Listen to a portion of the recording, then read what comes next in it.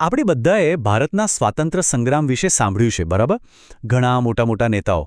પણ એક નામ એવું છે જેમનો રસ્તો જ કંઈક અલગ હતો, એકદમ ક્રાંતિકારી.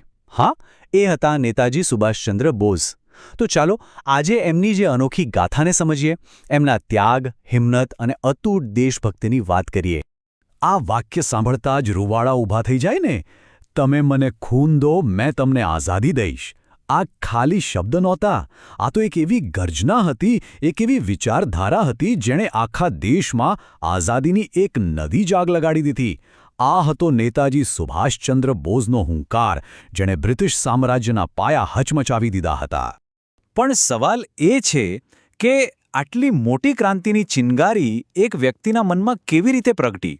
એમની આખી સફર ખબર છે એક એવા નિર્ણયથી શરૂ થઈ જેણે ખાલી એમનું જ નહીં પણ આખા ભારતના ઇતિહાસનો નકશો બદલી નાખ્યો.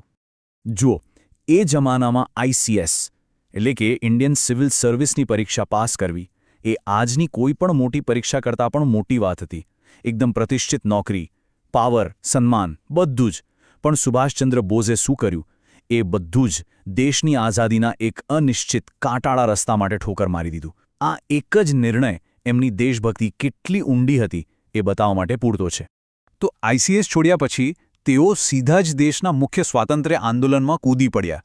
પણ અહીં પણ એમના તેજસ્વી અને ક્રાંતિકારી વિચારોને કારણે એક નવો જ સંઘર્ષ શરૂ થયો. એમની લોકપ્રિયતા કેટલી હશે એનો અંદાજ ખાલી આ એક આંકડા પરથી લગાવી શકાય છે. એક વાર નહીં પણ બે વાર તેઓ ભારતીય રાષ્ટ્રીય કોંગ્રેસના પ્રમુખ તરીકે ચૂંટાયા. એ સમયે કોંગ્રેસ એટલે દેશની સૌથી મોટી રાજકીય તાકાત. અને એના શિખર પર 2 વાર પહોંચવું એ બતાવે છે કે લોકો એમને કેટલા માનતા હતા. તો પછી મનમાં સવાલ થાય જ ને કે જે માણસ પોતાના પ્રભાવના શિખર પર હતો, જે 2 વાર પ્રમુખ બન્યો, એણે અચાનક કોંગ્રેસ કેમ છોડી દીધી? એવું તો શું થયું હતું? અને એનો જવાબ છે વિચારધારાનો તફાવત. જુઓ, આ કોઈ હાર નહોતી કે કોઈ નિષ્ફળતા પણ નહોતી. આ તો એક ખૂબ જ હિંમતભર્યો અને સભાન નિર્ણય હતો. સુભાષચંદ્ર બોઝનું માનવું સ્પષ્ટ હતું. આઝાદી ભીખમાં નથી મળતી, એને છીનવી પડે છે. એમને લાગતું હતું કે હવે નરમ વલણથી કામ નહીં ચાલે. સંપૂર્ણ સ્વરાજ માટે આક્રમક પગલાં લેવા જ પડશે.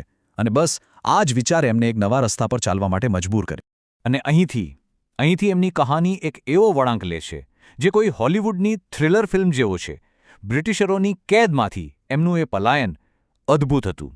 બ્રિટિશ સરકાર એમના વધતા પ્રભાવથી એટલી ગભરાઈ ગઈ હતી કે એમને કોલકાતામાં એમના જ ઘરમાં નજરકેદ કરી દીધા.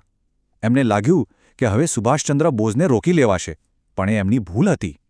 આ નજરકેદ જ ભારતના ઇતિહાસની સૌથી સાહસિક ભાગેડુ યોજનાનું કારણ બની. એમની આ યાત્રા વિશે તો કલ્પના કરવી પણ મુશ્કેલ છે. વિચારો, કોલકાતામાં પોતાના ઘરમાંથી વેશપલટો કરીને છટકવું, પછી પહાડો અને રણ ઓળંગીને અફઘાનિસ્તાન પહોંચવું, અને ત્યાંથી છેક જર્મની અને પછી જાપાન. આટલી લાંબી અને ખતરનાક સફર પાછળનો હેતુ ફક્ત એક જ હતો: ભારતની આઝાદી માટે દુનિયાભરમાંથી મદદ ભેગી કરવી. તો આટલી લાંબી અને જોખમી મુસાફરીનું અંતિમ લક્ષ્ય શું હતું? લક્ષ્ય હતું એક એવી સેના તૈયાર કરવાનું જે બ્રિટિશ શાસનને સીધી સશસ્ત્ર ટક્કર આપી શકે. અને લક્ષ્ય પૂરું થયું જાપાનમાં. ત્યાં પહોંચીને એમણે રાસબિહારી બોઝ દ્વારા સ્થાપિત આઝાદ હિન્દ ફૌજની કમાન પોતાના હાથમાં લીધી. અને બસ અહીંથી એક રાજકીય મેતાનું રૂપાંતરણ થયું એક મહાન સેનાપતિમાં.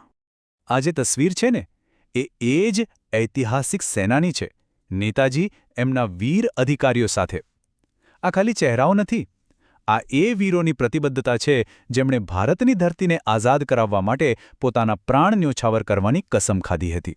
એમણે પોતાની સેનાને એવા નારા આપ્યા જે આજે પણ આપણા લોહીમાં દોડે છે. ચલો દિલ્હી! આ ખાલી નારો નહોતો, આ એમનો લશ્કરી ધ્યેય હતો. અને જય હિન્દ! એ તો આજે આખા દેશનું અભિવાદન બની ગયું છે. આઝાદ હિન્દ ફૌજે જોરદાર શરૂઆત કરી. પૂર્વ ભારતમાં સફળતાઓ પણ મેળવી. પણ પછી કહાની એક દુઃખદ અને રહસ્યમય વળાંક લે છે. ફૌજને અનેક મુશ્કેલીઓનો સામનો કરવો પડ્યો. બીજા વિશ્વયુદ્ધનું પાસું પલટાઈ રહ્યું હતું. જાપાન નબળું પડી રહ્યું હતું. સૈનિકો માટે પુરવઠાની ભયંકર અછત હતી. અને ઉપરથી ખરાબ હવામાન. આ બધા કારણોસર ફૌજની જીતની કૂચ અટકી ગઈ. પણ એમનો જુસ્સો ઓછો નહોતો થયો.